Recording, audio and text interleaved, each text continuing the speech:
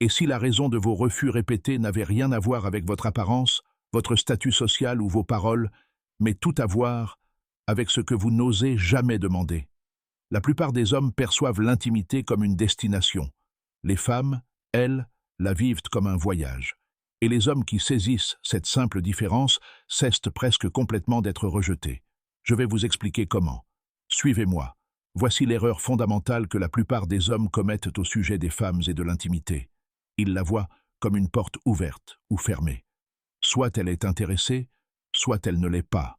Alors, soit ils insistent, soit ils abandonnent. Mais une femme mûre ne se limite pas à ces deux extrêmes. Son ouverture à l'intimité n'est pas un état figé. C'est un sentiment qui se construit ou s'estompe entièrement en fonction de la sécurité émotionnelle et de la compréhension qu'elle ressent en votre présence.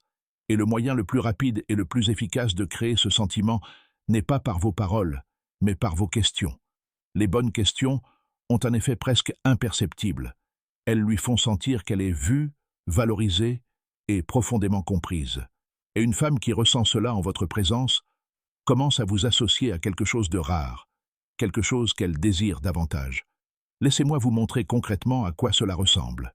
La première catégorie de questions se concentre sur son monde intérieur, et non sur sa biographie.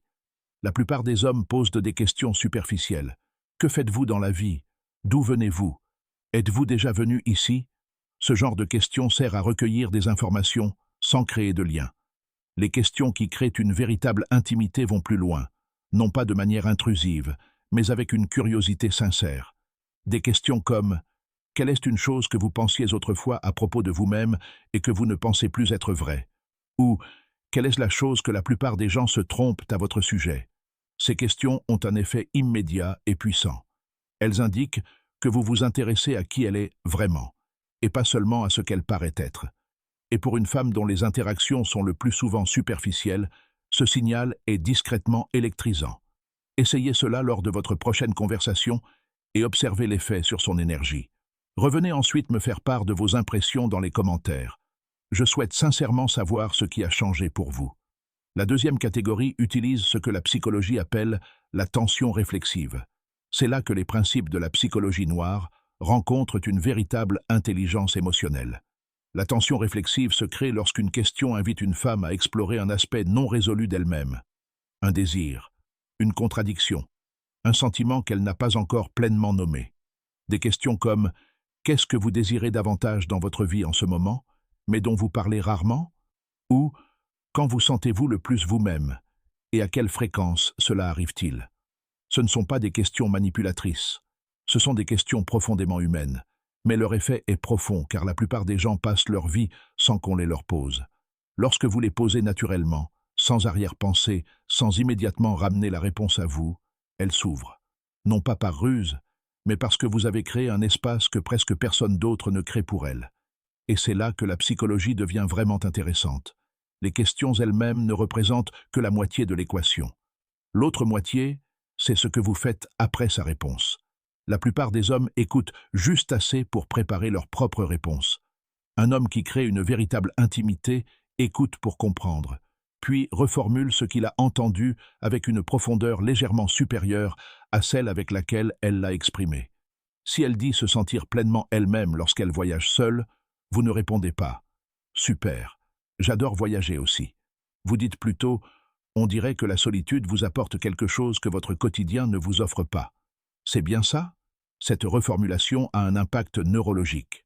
Son cerveau enregistre qu'elle a été véritablement entendue, et être véritablement entendu par un homme calme, posé et sûr de lui est l'une des expériences les plus intimes qu'une femme puisse vivre, bien avant toute relation physique.